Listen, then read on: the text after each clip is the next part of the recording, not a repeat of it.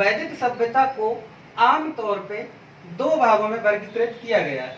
पहला इसका पार्ट कहलाता है ऋग वैदिक काल और सेकंड पार्ट इसका कहलाता है उत्तर वैदिक काल। इसे पूर्व वैदिक काल के नाम से भी जाना जाता है।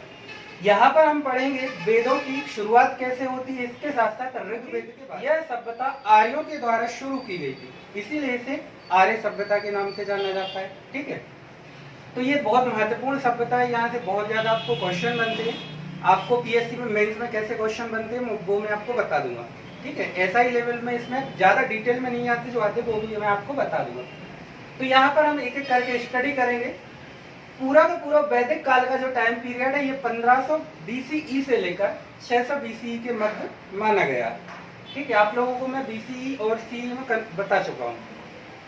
इसके बाद इसका जो पहला पार्ट रहेगा ऋग्वैदिक काल, ये 1500 से 1000 ईसा पूर्व या बीसीई के मध्य का माना गया। ठीक है, तो यहाँ पर ही हम देखेंगे महत्वपूर्ण कि किस प्रकार से आर्यों ने एक सभ्यता शुरू की और किस प्रकार से ये लगभग 1000 वर्षों तक फलीभूत होती रही, विकसित होती रही और आगे जाके इसका भी पतन हो गया।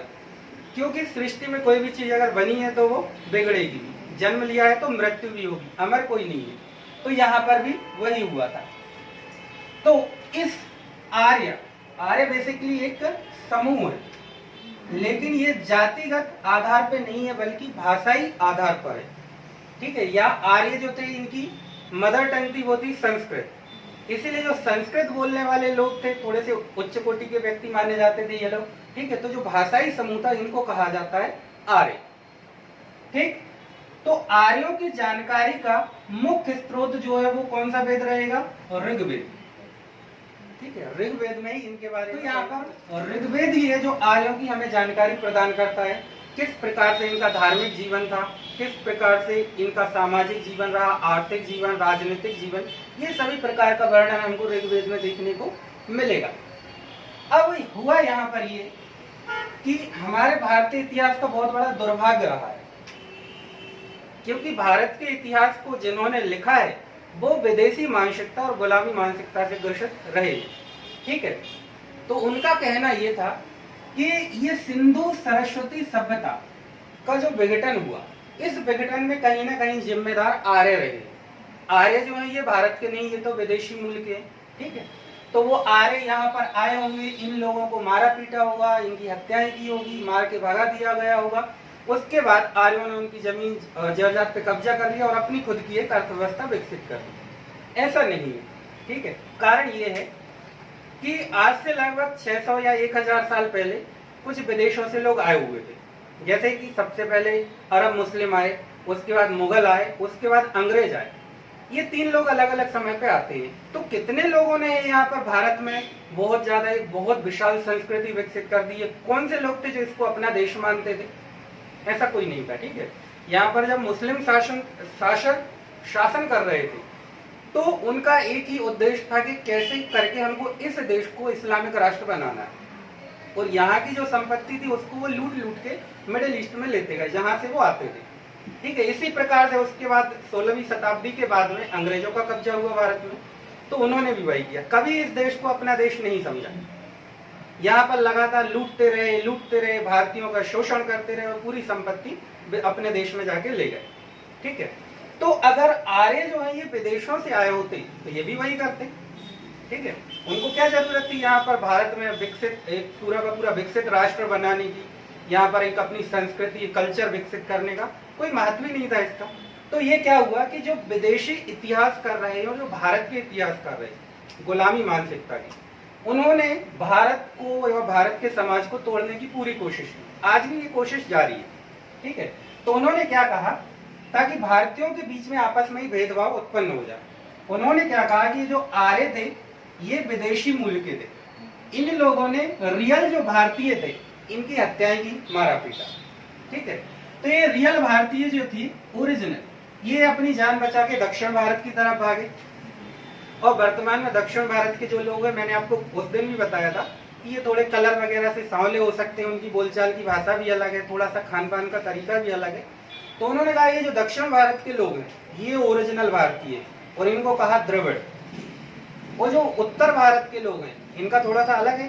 ठीक है, रहने खाने पीने बोलने का तरीका, तो कहा कि ये जो है ये वही आर्यों की संतान है जिन्होंने भारतीयों को मारा। तो भारत के जो लोग थे ये आपस में ही टूट गए, और इसका सबसे ज्यादा फायदा किसको हुआ? अंग्रेजों को, है ना। और उससे पहले मुगल रहे तो उनको ये फायदा हुआ, क्योंकि हम लोग तो यही आज डिसाइड नहीं कर पाए कि कौन मेरा भाई है और कौन मेरा दुश्मन है, ठीक है। तो ये किसकी उपज थी बताए? ये मैक्स मूलर जैसे इतिहासकारों के दिमाग की उपज थी। मैक्स मूलर जो है ये जर्मनी का इतिहासकार था, ठीक है। अंग्रेजों से इंस्पायर वो भी है, ये भी कहीं ना कहीं किसी न किसी रूप से इन्होंने भी, जर्मनी वालों ने भी बहुत सारे उपनिवेशिक बना रखे थे जैसे अंग्रेजों ने बनाए हुए थे। तो सबका उद्देश्य एक ही था, दुनिया पर शासन करना, लोगों को गुलाम बना के रखना। तो अंग्रेजों ने क्या किया कि सीधे किसी को गोली नहीं मारी, मैक्स मूलर के कंधे पर बंदूक रखी और मैक्स मूलर से लिखवाया कि भैया ये जो आर्य थे ये विदेशी मूल के थे, है ना, इन्होंने भारत पे कब्जा किया हुआ है। तो जब ये लोग सही हो सकते हैं तो अंग्रेज कैसे गलत है? अंग्रेजों ने भी कब्जा किया हुआ, ठीक है। तो ये मैक्स मूलर साहब ने कहा कि जो आर्य थे ये कहां से आए? मध्य एशिया से। मैं आपको सिर्फ ये बताना चाहता हूं कि इतिहासकारों का क्या कहना है आर्यों के बारे में, फिर हम थोड़ी और आगे डिटेल में स्टडी करेंगे। तो सबसे पहले कि मैक्स मूलर के मत को बहुत ज्यादा महत्व दिया जाता है, ठीक है। अगर मैं आपके बारे में बोल रहा हूं कि आप चोर हो, तो मेरे पास कोई प्रूफ होगा तभी तो मैं बोलूंगा कि आप चोर हो, अदरवाइज आप मुझे उल्टे दो चार चांटे लगा दोगे, ठीक है। लेकिन यहाँ पर ऐसा नहीं हुआ। मैक्स मूलर ने अगर कहा कि आर्य मध्य एशिया से आए थे, तो कोई प्रूफ नहीं दिया कि मध्य एशिया से कैसे आए। बस वो मैक्स मूलर है, अंग्रेज है, गोरी चमड़ी का, इसलिए उसने लिख दिया, बता दिया, तो हम लोगों ने मान लिया, ठीक है, कि ये विदेशों से आए हुए थे। अब कुछ और इतिहासकार हैं, उनके भी अलग अलग मत थे। एक हमारे भारतीय ही थे, इनका नाम था एल.डी. कल्ल। इनका ये कहना था कि आर्य जो है वो कश्मीर के आसपास और हिमालयी क्षेत्र से या हिमालय प्रदेश से आए होंगे। तो अब हिमालय भी भारत का ही हिस्सा आर्य थे। ये लोग सिंधु घाटी सभ्यता के ही निवासी रहे होंगे।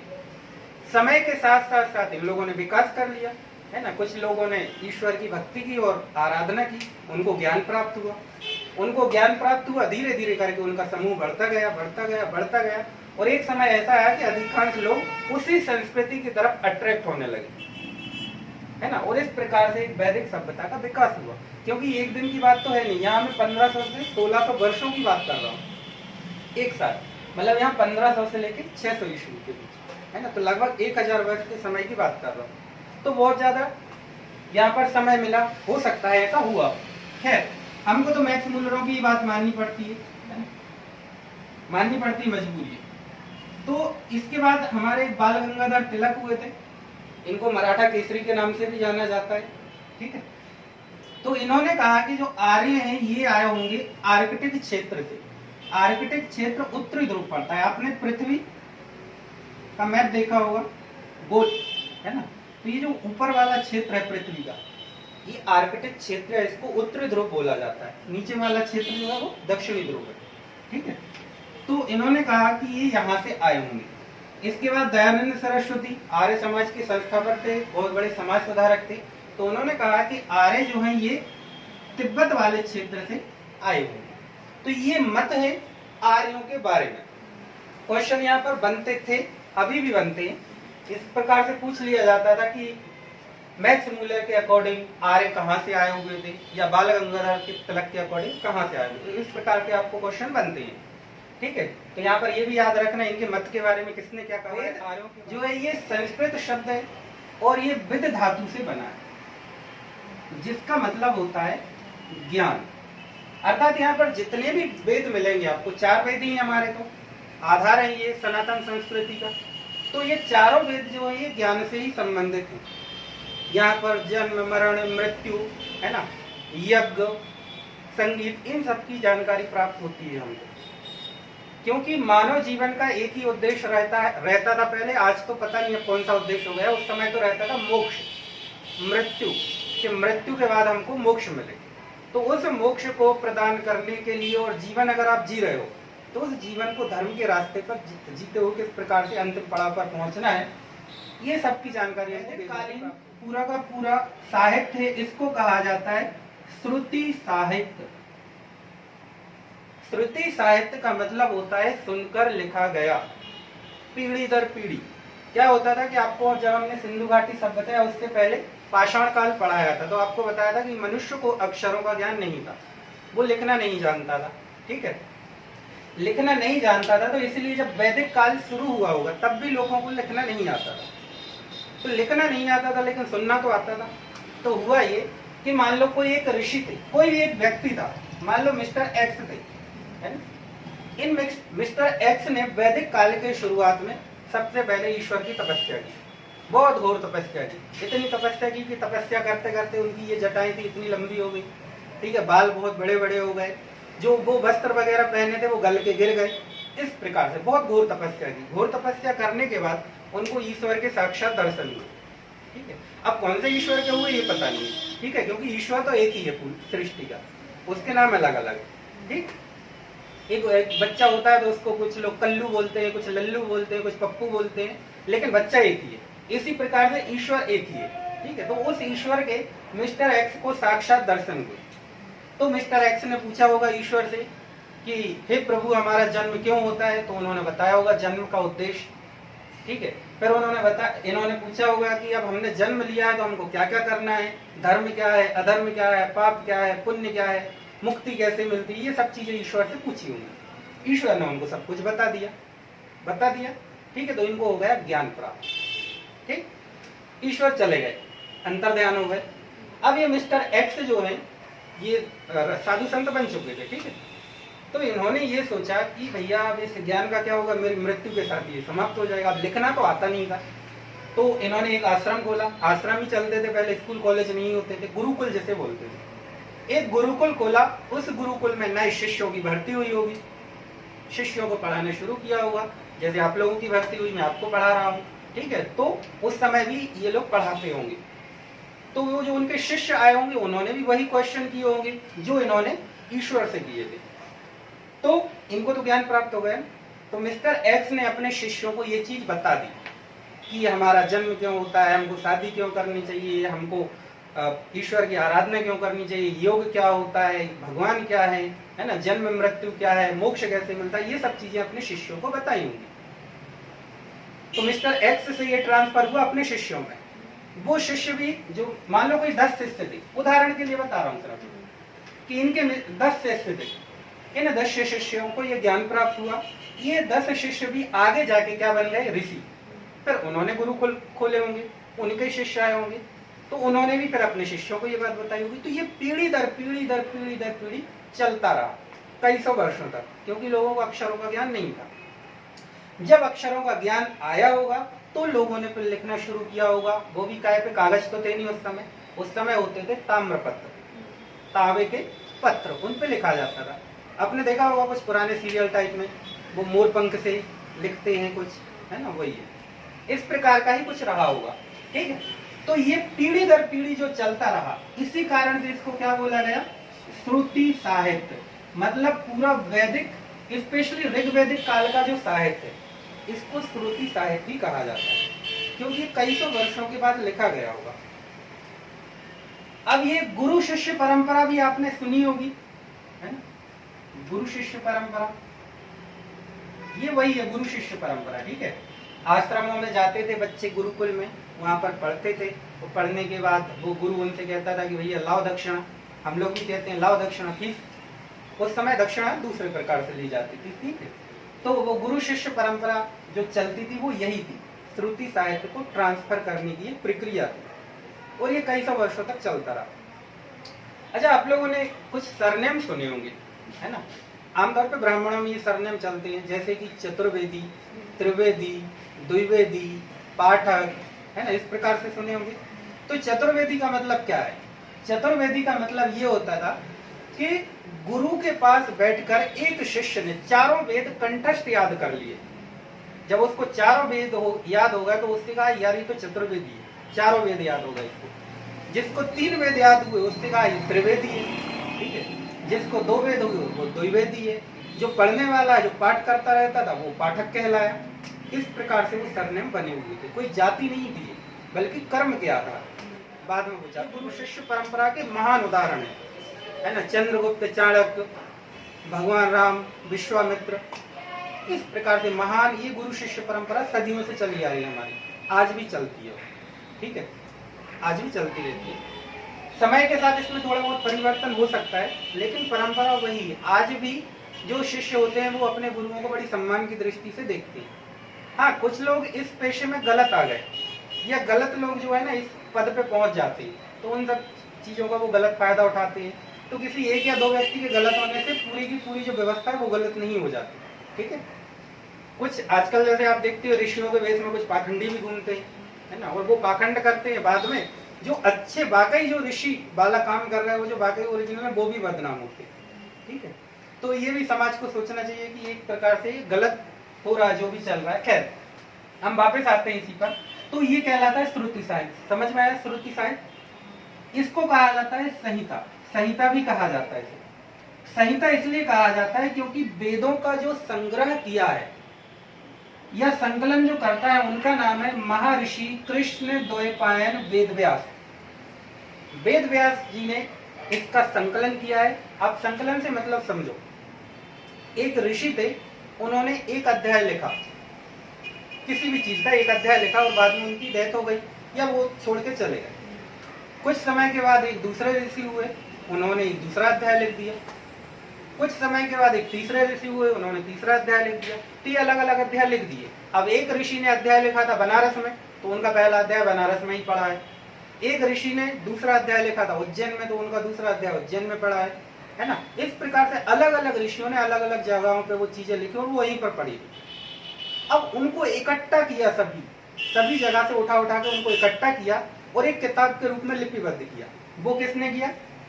महर्षि कृष्ण द्वैपायन वेदव्यास। इन्होंने उन सभी जो मंडल हैं, अध्याय थे, उनको एक किया। वो कहलाता है संकलन, इकट्ठा करना, ठीक है। तो ये जो ऋग्वेद था, अभी हम सिर्फ ऋग्वेद की ही बात कर रहे हैं, याद रखना, अभी हम 3 अन्य वेदों की बात नहीं कर रहे।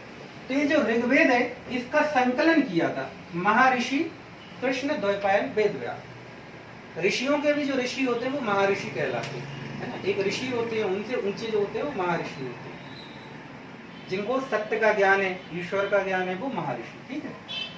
तो ये संकलन करता था। इन पे भी बहुत क्वेश्चन बने हुए हैं, है ना। एक वेदव्यास का जी का नाम सुना होगा आपने, महाभारत लिखा है।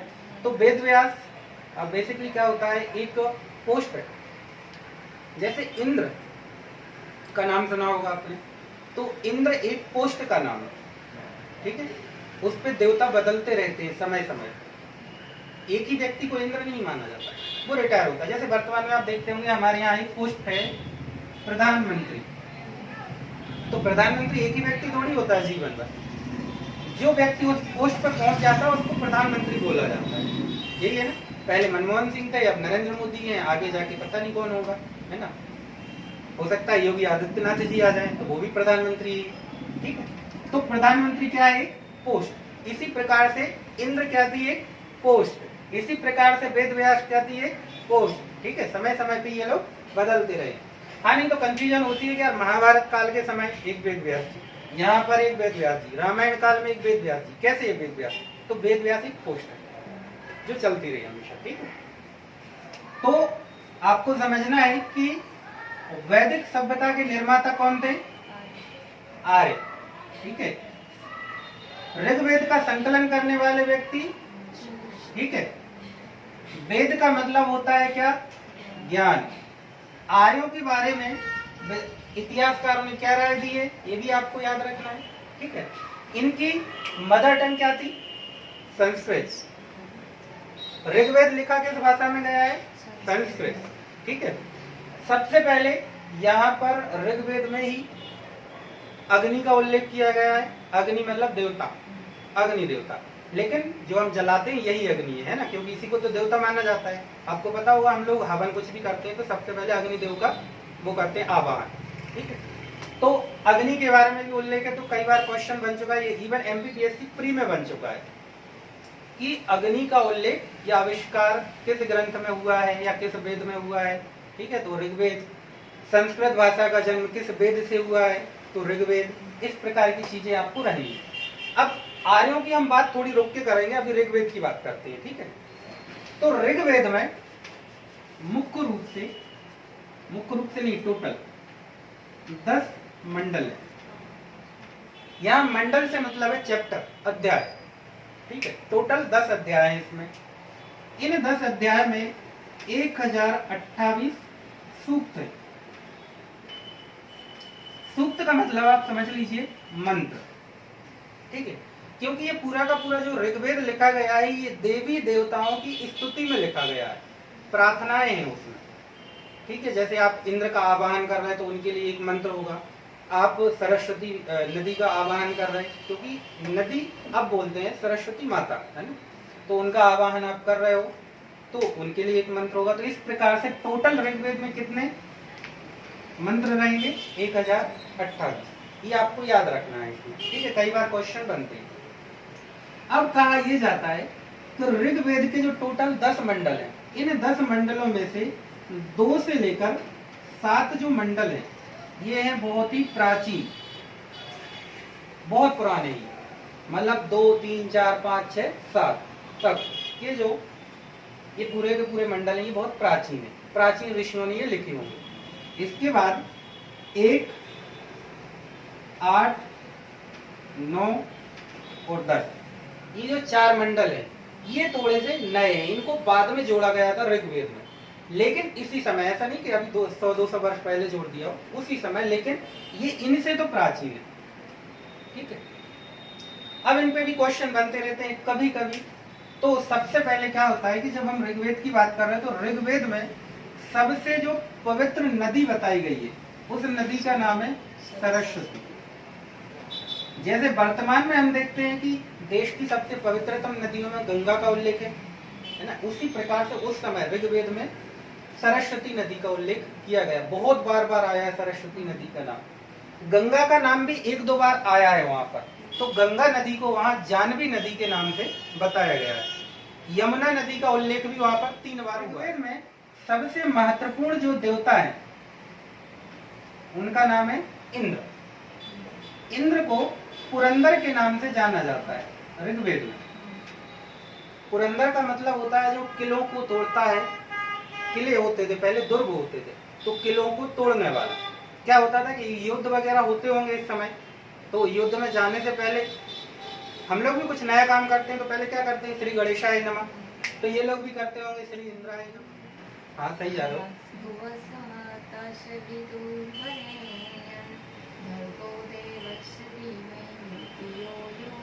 प्रचोदया।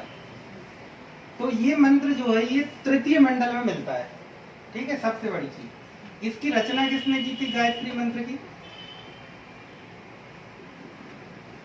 यहाँ पर रचना की थी विश्वामित्र जी ने। विश्वामित्र एक बहुत बड़े ऋषि हुए थे। कुल मिला के जो तृतीय मंडल है ये रचना की थी विश्वामित्र ने। अभी मैंने बताया था अलग अलग मंडल अलग अलग ऋषियों ने लिखे होंगे, तो विश्वामित्र ने लिखा होगा, ठीक है। गायत्री मंत्र किस देवी देवता की स्तुति में गाया जाता है? पढ़ा है लेकिन अर्थ नहीं समझा। ये भगवान सूर्य देव को समर्पित है, ठीक है, ठीक। गायत्री माता को भी होगा लेकिन इसमें मुख्य रूप से सूर्य देव को समर्पित है। जब सूर्य को जल अर्पित किया जाता है तो इस मंत्र का उच्चारण आप कर सकते हैं, ठीक। तो तृतीय मंडल बहुत महत्वपूर्ण है। क्वेश्चन बनता है गायत्री मंत्र ऋग्वेद के किस मंडल में है, इसके रचनाकार कौन है, ठीक है। इसके बाद 7वां मंडल है 10 राग युद्ध। देखो हमारे भारत के इतिहास में 10 राग युद्ध जो है ये प्राचीनतम युद्धों में शामिल है। अब आप सोच लो आज से 5000 साल पहले की हम बात कर रहे हैं तो यहाँ पर युद्ध हो चुका है। ये आर्यों के एक राजा हुए थे, उनका नाम था सुदास, ठीक है। तो सुदास और 10 अन्य राजाओं के बीच में ये युद्ध परुष्णी नदी के तट पर लड़ा गया था। वर्तमान में रावी नदी को उस समय परुष्णी नदी के नाम से जाना जाता है, परुष्णी नदी, ठीक है। ये रावी को जाना जाता था इस नाम से। तो इस नदी के तट पे ये लड़ा गया था। ये जो 10 राजा थे इनमें 5 आर्य कबीले राजा थे, 5 अन्य कबीलों के राजा रहे होंगे। तो उन 10 ने एक यूनिटी वो ग्रुप बनाया और राजा सुदास के ऊपर आक्रमण कर दिया, लेकिन यहाँ पर राजा सुदास ने 10 को हरा दिया, ठीक है। तो ये महत्वपूर्ण युद्ध माना जाता है 10 राग युद्ध, ठीक। क्वेश्चन बिल्कुल बनता है। कहाँ पर उल्लेख है इसका? 7वीं मंडली ऋग्वेद की। अच्छा, हमको एक मंत्र सिखाया गया है, यह आप देखना ना कहीं भी मिलेगा तो ये यहीं पर लिखा रहता है, वहां पर जब देखो जब लिखा रहता है अहिंसा परमो धर्म, है ना। बौद्ध धर्म का तो ये कोड ही है, अहिंसा परमो धर्म। तो हमको यही सिखाया जाता है कि जो अहिंसा है वो परम धर्म है, अहिंसा परम धर्म है, अहिंसा परम धर्म। अगर ऐसा होता तो महाभारत का युद्ध क्यों लड़ा जाता? उस समय तो साक्षात हमारे भगवान थे ना। तो इसको क्या है, हमको आधा कोड ही बताया गया है, अहिंसा परमो धर्म। पूरा मंत्र इस प्रकार से है कि अहिंसा परमो धर्म, धर्म हिंसा तथेवचा। मतलब अहिंसा जो है वो श्रेष्ठ धर्म है या परम धर्म है, लेकिन धर्म की रक्षा के लिए हिंसा जो है ना वो उससे भी श्रेष्ठ धर्म है, उससे भी श्रेष्ठ धर्म है। मतलब जब कभी भी धर्म पे अगर आंच आती है तो आप बिल्कुल युद्ध कर सकते हो। इसका ही उदाहरण है हमारा महाभारत का युद्ध। भगवान कभी किसी को मरवाता नहीं है, ठीक है, हत्या नहीं करवाता है, लेकिन अगर आप धर्म के खिलाफ हो या धर्म के खिलाफ आपका आचरण है तो भगवान खुद ही सजा देते हैं। और उसका सबसे बड़ा उदाहरण है महाभारत का युद्ध, जहां पर भगवान कृष्ण खुद कुरुक्षेत्र में पांडवों से कौरवों की हत्याएं करवाते हैं, ठीक है। और गीता जो है ये सर्वश्रेष्ठ ग्रंथ है। हमको पूरा का पूरा जो हमारा वैदिक साहित्य यही सिखाता है, ठीक है। यही संस्कृति हमारी आज भी चल रही है। हमको वैदिक साहित्य में ही बताया गया है कि यत्र नारे पूज्यन्ते, मतलब जहाँ महिलाओं की पूजा होती है वहाँ ईश्वर निवास करता है, ठीक है। हमसे बिल्कुल नहीं सिखाया गया वेदों में कि नारी के साथ भेदभाव करो, कि उसके साथ कुछ गलत करो, इस प्रकार से कुछ नहीं सिखाया गया। जो नारी अधिकारों की बात करने वाले लोग हैं उनके लिए मैं बात कर रहा हूँ। तो हमारी तो संस्कृति ही शुरू होती है बराबरी से, जहाँ पे महिलाओं को पुरुषों को बराबर के अधिकार है, सभी धर्मों को समान माना गया है। यहीं पर कहा गया है वसुदेव कुटुंबकम, मतलब पूरा का पूरा विश्व ही हमारा परिवार है। मतलब आप सोचो ये जो संस्कृति है, ये जो सनातन धर्म है कितना ब्रॉड रहा है। आजकल के लोग क्या होते हैं, अपने और अपने घर वालों के बारे में सोचते हैं, है ना, ज्यादा से ज्यादा सोचेंगे तो रिश्तेदारों तक, लेकिन हमारी संस्कृति पूरे विश्व की बात कर रही है। यहाँ पर ये बिल्कुल नहीं कहा गया कि ये मुस्लिम है तो बाहर है, ये ईसाई है तो बाहर है। यहाँ पर हमने बात की है सभी, ठीक है, कि वसुदेव कुटुंबकम। तो इस प्रकार की और इतनी महान संस्कृति है हमारी। इस महान संस्कृति को आजकल के इतिहासकारों ने, मतलब धूर्त इतिहासकारों ने बहुत ही तुच्छ बताने की कोशिश की। समस्या ये है कि हमारे यहाँ कुछ ऐसी सरकारें रहीं पावर में, और उन्होंने ऐसे इतिहासकारों को पालित पोषित किया, बड़े बड़े संस्थाओं में बिठाया, ठीक है, जो इस संस्कृति को लगातार गाली देते, मतलब जिस पत्तल में खाते हैं उसी में छेद करते। क्यों? सिर्फ थोड़ी सी सस्ती लोकप्रियता के लिए। हमारे यहाँ है कुछ महान महान इतिहासकार, उनके महान महान नाम है ना, जैसे कि थापर है, ये गुहा है, इस प्रकार के कुछ इतिहासकार हुए हैं, हबीब टाइप के इतिहासकार, जो डिजर्व तो नहीं करते थे हिलाले पाकिस्तान नाम का अवार्ड, लेकिन यहाँ पर भारत सरकार ने बड़े बड़े अवार्ड और सम्मान दिए उनके लिए, बड़े बड़े सम्मान, बड़े बड़े नागरिक सम्मान दिए। और जो देश की सर्वोच्च शिक्षण संस्थाएं उनमें प्रोफेसर बना के भेज दिया। तो उन लोगों ने क्या सिखाया? जो आप जैसे युवा जाते हैं उनके पास पढ़ने के लिए, उनको क्या सिखाते हैं? इस संस्कृति को आप गाली दो, सनातन संस्कृति को गाली दो, ठीक है। ये बताओ कि यहाँ पर तो कुछ था ही नहीं, यहाँ पर महिलाओं को दबा के रखा जाता था, इस प्रकार की चीजें करो, है ना, उनके कोई अधिकार नहीं थे, यहाँ के इंसान कुछ जानते ही नहीं थे। अरे जो इंसान साक्षात देवताओं के दर्शन कर रहे हैं उनसे महान कौन हो सकता है, ये बताओ, है ना। तो ये 2 टके के इतिहासकार हैं, और कुछ लालच और कुछ पैसे के लिए इस प्रकार की चीजें उन्होंने कही हैं। लेकिन हमारी मजबूरी ये है कि हमको पढ़ना उन्हीं को पड़ता है, ठीक है, मजबूरी समझ लो। ये मजबूरी इस वजह से क्योंकि हमारे जो पावर में बैठे हुए लोग हैं बड़े बड़े, उनको लेना देना नहीं है कुछ। वो ये सोचते हैं हम तो 5 साल के लिए आए हैं, अपना 5 साल का काम करो और निकलो, ठीक है। तो इस वजह से ये समस्याएं उत्पन्न हो रही है, ठीक। उन पर तो हम बात करते रहेंगे, इन इतिहासकारों पे, है ना, इनकी पोल खुलते ही रहेंगे जब तक पढ़ते रहेंगे, ठीक है। तो इस प्रकार से रही, आपको इंद्र यहाँ पर महत्वपूर्ण देवता मिलेंगे, आपको सरस्वती महत्वपूर्ण नदी मिलेगी, ठीक है। दशरथ युद्ध का उल्लेख मिलता है, इसी प्रकार से एक मंडल है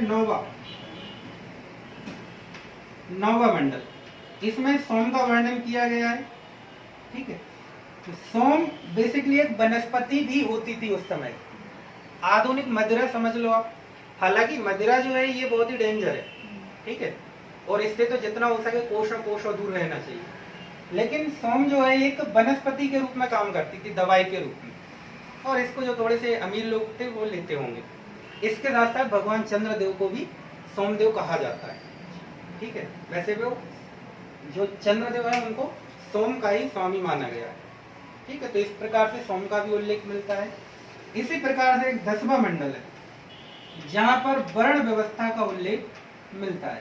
ऐसा कहा जाता है, ये थोड़ा सा विवादास्पद मामला है कि यहाँ पर वर्णों का उल्लेख है कि नहीं, लेकिन कई बार इस पे क्वेश्चन बन चुके हैं। ठीक है, वर्ण व्यवस्था हमारे समाज में एक प्रकार की थी जिसमें 4 वर्ण होते थे, ब्राह्मण, क्षत्रिय, वैश्य, शूद्र। मैं एक दिन ये बता चुका हूँ आपको, है ना, और भी आगे हम बता देंगे आपको। अभी आश्रम आएंगे, वर्ण व्यवस्था आएगी बहुत। महाभारत को अगर ठीक तरीके से बताया गया होता तो ये विश्व का सबसे प्राचीनतम इतिहास का साक्ष्य था। लेकिन हमारे वही आधुनिक इतिहासकार जिनका हमने अभी नाम लिया था, गुलामी मानसिकता से ग्रसित, उन लोगों ने कहा कि यार महाभारत ऐतिहासिक ग्रंथ नहीं है ना, ये तो एक काल्पनिक ग्रंथ है। काल्पनिक भी उन लोगों ने माना कि कल्पना के परे, कल्पना आधारित है। एक बात बताओ, कोई कल्पना आधारित अगर ग्रंथ होता है तो उसमें इतने सारे कैरेक्टर को कोई कैसे लिख सकता है? नहीं लिख सकता, है ना, और वो भी पीढ़ी दर पीढ़ी। कभी नहीं लिखा जाता है ना कि पांडु थे, पांडु के 5 पुत्र हुए, फिर उन 5 पुत्र थे, 5 पांडव आपने पढ़े होंगे। 5 पांडव के बाद अर्जुन के पुत्र हुए अभिमन्यु, अभिमन्यु के पुत्र हुए राजा परीक्षित। इस प्रकार से पीढ़ी दर पीढ़ी कभी कल्पना नहीं की जा सकती, लेकिन ये लिखा गया। तो इन इतिहासकारों ने तो ये पूरी बताने की कोशिश की थी कि ये कल्पना है, क्योंकि अगर वो ये बताएंगे कि ये बिल्कुल सत्य है तो फिर ये भी मानना पड़ेगा कि भगवान कृष्ण थे, है ना। अब भगवान कृष्ण थे तो फिर यार ये संस्कृति तो श्रेष्ठ हो गई। फिर वो गुलामी मानसिकता वाले लोग हैं, अंग्रेजों ने उनको फंड दिया। सबसे पहले तो उन्होंने क्या किया, ये जो इतिहासकार है 2020 एक गाइड आती है ना, वो 2020 से पढ़ के वो ग्रेजुएट हो गए। ठीक है, इसी प्रकार से 2020 पढ़ के वो पोस्ट ग्रेजुएट हो गए।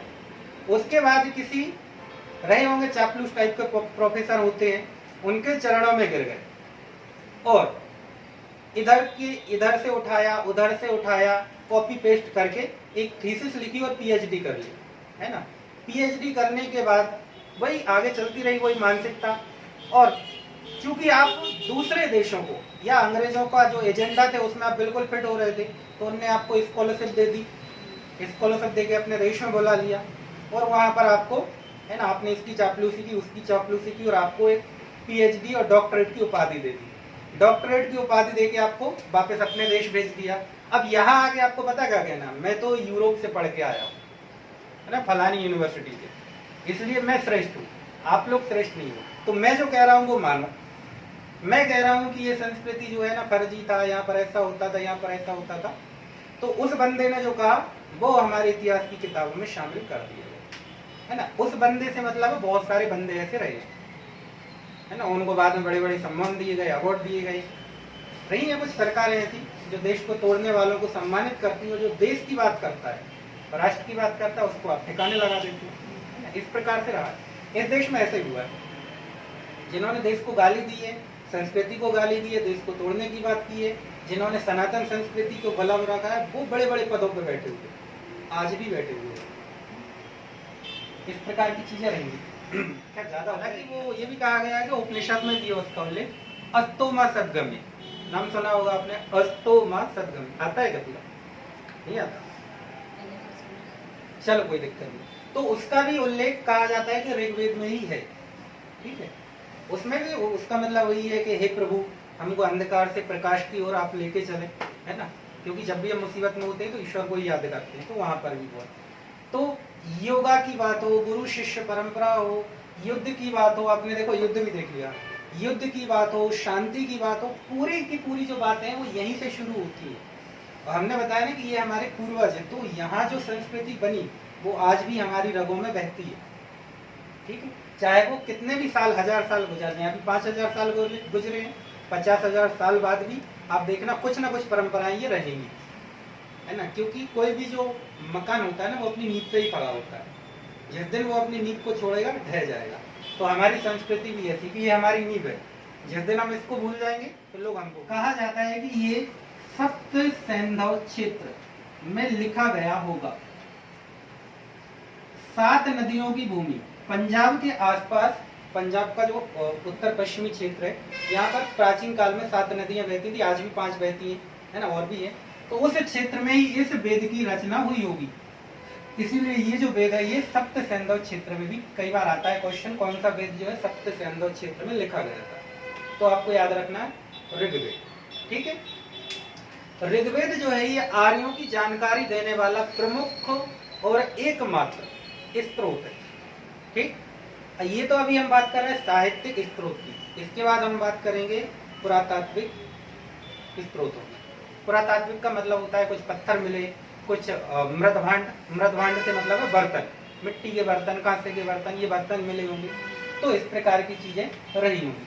तो ये था मोटे मोटे तौर पर ऋग्वेद के बारे में थोड़ी सी चर्चा। इसमें कोई डाउट, कंफ्यूजन, कुछ भी? इंटेलिजेंट बच्चों आप लोगों को कोई डाउट नहीं है? कोई भी डाउट है तो आप। अच्छा, मैंने ये बताया था आपको कि आर्य का मतलब क्या होता है? उच्च कुल का, ठीक है, या श्रेष्ठ या उत्तम। लेकिन यहाँ पर याद रखना जातिगत आधार पे नहीं बल्कि भाषाई आधार पे। ये मतलब आर्य जो है ना ये भाषाई समूह था। जैसे मान लो कोई भी व्यक्ति है, उदाहरण के लिए हम लोग बुंदेलखंडी है, बुंदेली भाषा बोलने वाले, तो हम लोगों को कह दो कि हम लोग उच्च कुल के व्यक्ति है ना, बुंदेली होते ही महान है, ठीक है।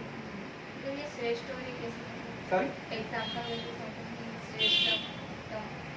श्रेष्ठ का मतलब होता है कि जैसे कोई कुलीन व्यक्ति है, यानी कोई अच्छे कुल का, जैसे उदाहरण के लिए अंबानी खानदान मान लो, है ना, एक कुल है जिसकी जान पहचान, एक रेपुटेशन है, एक इज्जत है उनकी, उस कुल में जन्म लिया उसने, है ना, तो वो कुलीन व्यक्ति कहलाएगा, मतलब कुल है उसका, एक खानदानी व्यक्ति है।